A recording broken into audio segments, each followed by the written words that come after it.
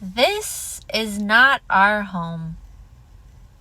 We're basically aliens walking around amongst the earthlings. Why? Because we're from heaven. I mean, they think we're weird because we're just passing through on earth. We're not even earthlings. We're from heaven. So next time you wonder why your life's not perfect and you are at your house and your washer breaks down and your car breaks down and your relationships and your marriage is all crazy, right?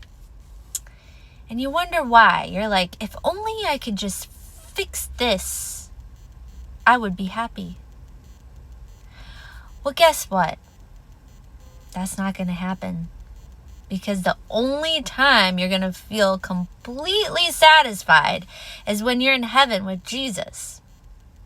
That's why we have to remember the Apostle Paul when he said, I'm satisfied with a little, and I know how to be content with a little, and I know how to be content with a lot. If you really think about what he's saying, hey, like, this is not my home. This is not my home. So next time your car breaks down, I just want you to say to yourself, this is not my home. Instead of being like, I wish my life was perfect. I want you to just have another thought about it. Like, I'm not an earthling. Like, everything on earth disintegrates.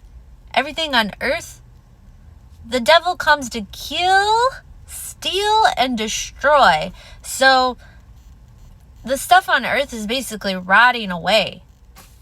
Okay? But in heaven, store your treasure up there. Where thieves don't break in and steal. Where rust doesn't exist. Where everything's gold. You know, it's like, once we get up there, our perspective of down here is going to be completely different. We're going to be like, why did I care so much about having my life perfect down there, right? It's like, life down here is just a breath. It's like, and it's over. Okay?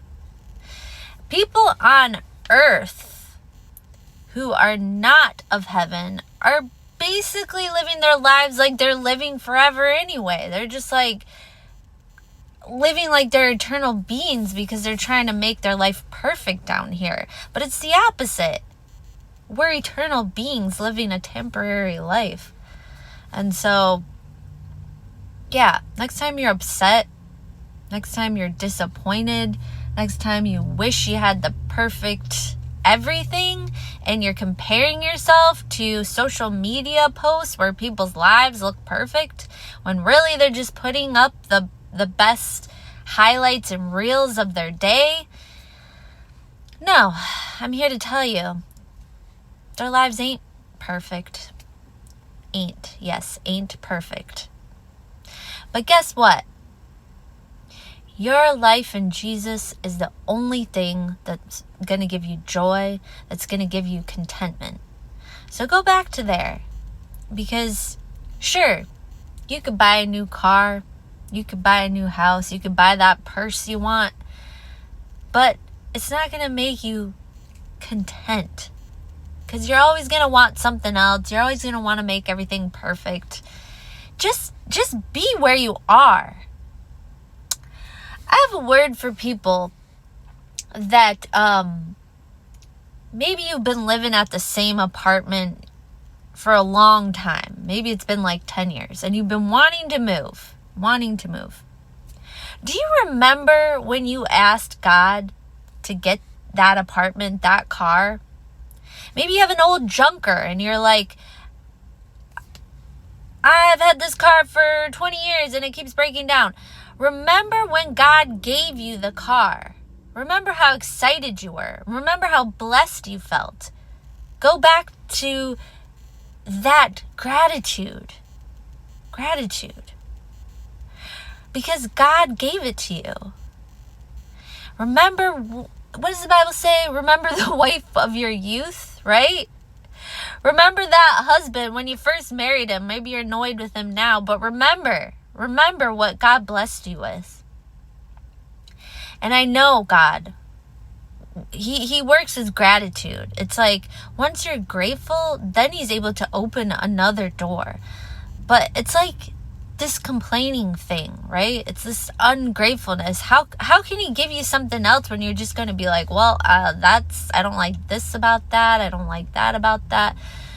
Without gratitude, you're just wandering around in the wilderness. You're just going around in circles. Instead of thanking God for the manna, instead of thanking God for the water, you're just complaining, right? You're just going around and around. Instead of being like, well, this is where God has me, so I must be meant to be here.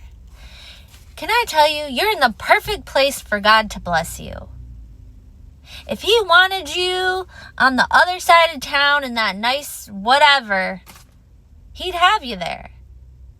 But for some reason, he has you where you are.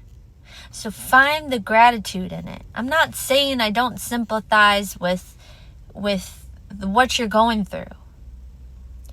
But this is for people that are just not content with what they got. This is for people that need a boost in their thankfulness and their praise and their life of worship towards God. So stay blessed. I know God has another blessing for you. He always does. He never runs out of blessings. So he's just asking you to be happy where you are and to be thankful.